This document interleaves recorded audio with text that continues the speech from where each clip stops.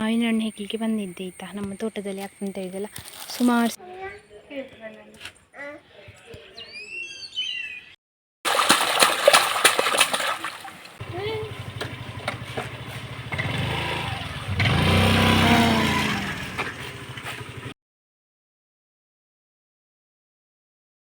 Isha ಕಜ್ಜು ಕಜ್ಜು ಎಲ್ಲಿದ್ದಿ? Hi ಎಲ್ಲರೂ ಕೂಡ ನಮಸ್ಕಾರ. ಎಲ್ಲರೂ ಹೇಗಿದ್ದೀರಾ? ಎಲ್ಲರೂ ಆರಾಮ ಸೌಖ್ಯ ಅಂತ ಅಂದ್ಕೊಳ್ತಿದ್ದೇನೆ. ನಾನು ನಿಮ್ಮ ಅನುಷಾ ಕೃಷ್ಣ ನಾಯಕ್. ಹಾಗೆ ನನ್ನ ಚಾನಲನ್ನು ನೀವು ಮೊದಲ ಸಾರಿ ನೋಡ್ತಿದ್ದೀರಾ ಅಂದರೆ ಪ್ಲೀಸ್ ಸಬ್ಸ್ಕ್ರೈಬ್ ಮಾಡಿ, ಎಲ್ಲರೂ ಬೆಲ್ಲೈಕನ್ ಒತ್ತಿ, ಹಾಗೆ ನಿಮ್ಮ ಫ್ಯಾಮಿಲಿ ಫ್ರೆಂಡ್ಸೊಟ್ಟಿಗೆ ಶೇರ್ ಮಾಡೋದನ್ನು ಕೂಡ ಮರಿಬೇಡಿ. ಇವತ್ತಿನ ವ್ಲಾಗ್ ಸ್ಟಾರ್ಟ್ ಮಾಡುವ. ಲೆಟ್ಸ್ ಗೋ.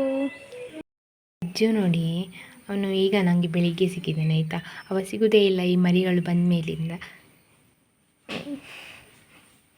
ಇವನು ಮಲಗಿದ್ದ ಇಲ್ಲಿ, ಹಾಗೆ ಈಗ ನನ್ನ ಮಾತಾಡಿಸ್ಲಿಕ್ಕೆ ಬಂದದ್ದು ಇವನು ಕಜ್ಜು. ನಾನು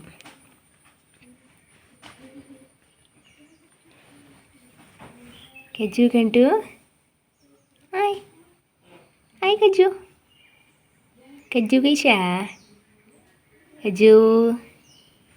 ಇನ್ನೊಂದಿಗೆ ಹೀಗೆ ನನ್ನ ಇದರಲ್ಲಿ ಇಲ್ಲಿ ಕೂತ್ಕೊಳ್ಬೇಕು. ಈಗೊಳ್ಳಿ ಇಲ್ಲಿ ಕೂತ್ಕೊಳ್ತಾನೆ. ಈಗ ಜಾಗ ಹುಡುಕೋದು.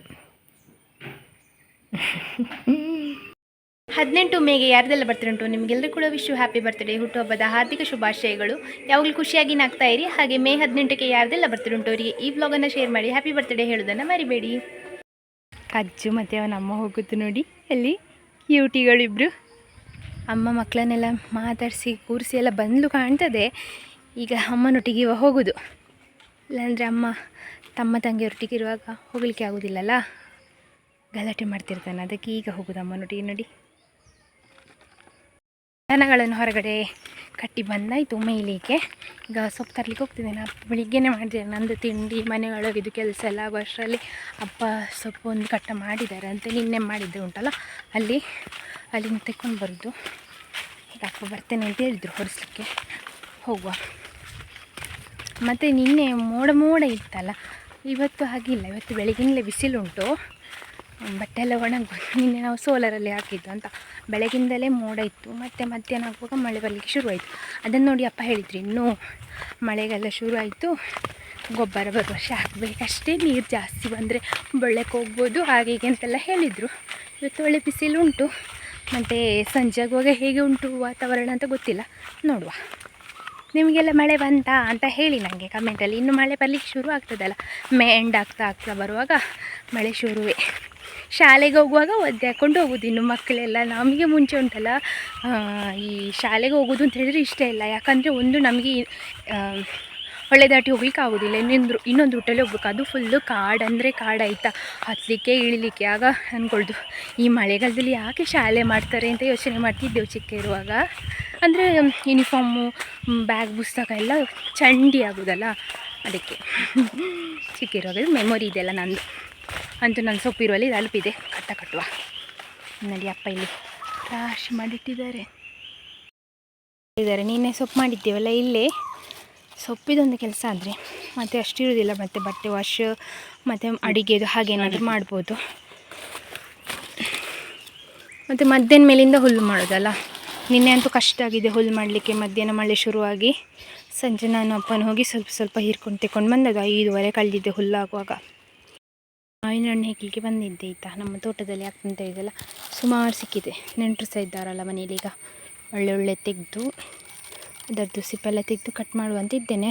ತೊಳಿಬೇಕಿದ್ದನ್ನು, ಯಾಕಂದರೆ ಮೇಲಿಂದ ಬಿದ್ದದಲ್ಲ. ಮತ್ತು ನಿನ್ನೆ ಮಳೆಯೆಲ್ಲ ಬಂದು ಎಲ್ಲ ಹೀಗೆ ಉಂಟು. ಇದರಲ್ಲಿ ತುಂಬ ಸಿಹಿ ಮಾವಿನ ಹಣ್ಣು. ನಾವು ಇದಕ್ಕೆ ಮುಂಡಪ್ಪಿ ಅಂತ ಹೇಳೋದು ನೋಡಿ. ಉಂಡೆ ಉಂಟು ನೋಡಲಿಕ್ಕೆ, ಹೀಗೆ ಗುಡ್ರು ಉಂಟಲ್ಲ, ಅದಕ್ಕೋಸ್ಕರ ಅದಕ್ಕೆ ಹಾಕಿ ಹೇಳೋದು.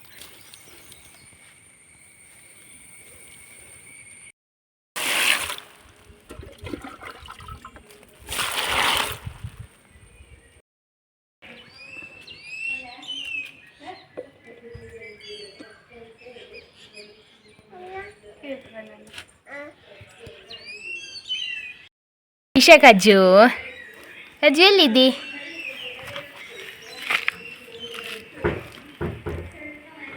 ಹಾಯ್ ಕಜ್ಜು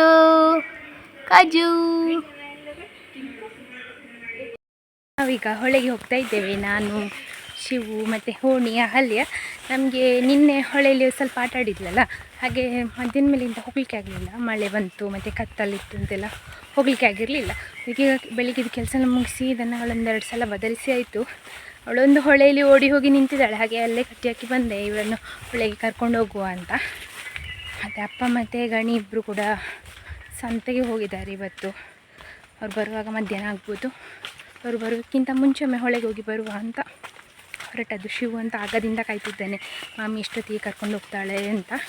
ಅದಕ್ಕೆ ನೋಡಿ ಒಟ್ಟಿಗೆ ಇದ್ದಾನೆ. ಇಬ್ಬರು ಸಹ ಬಂದಿದ್ದಾರೆ ಹೊಳೆಗೆ. ಹೊಳೆಯಲ್ಲಿ ಒಂದು ಸ್ವಲ್ಪ ನೀರು ಜಾಸ್ತಿ ಆಗಿದೆ, ನಿನ್ನೆಗಿಂತ ಮಳೆ ಬಂತಲ್ಲ ಹಾಗೆ.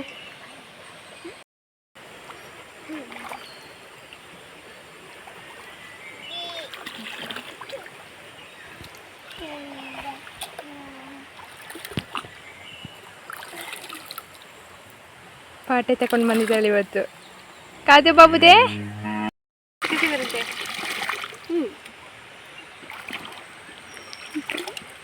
ಹಾ ಕೆಜಿ ಗಂಜಿ ಚಿಬ್ಬಕ್ಕ.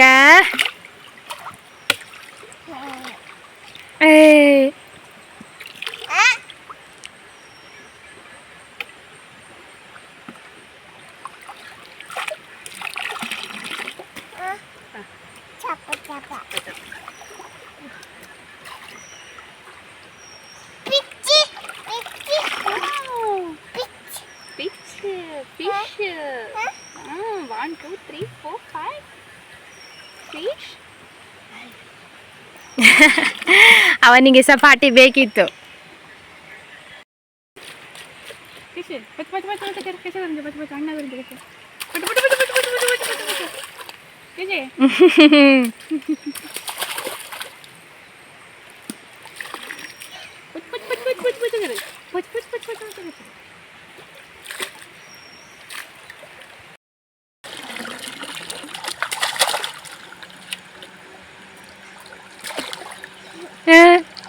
ಅಹಲ್ಯ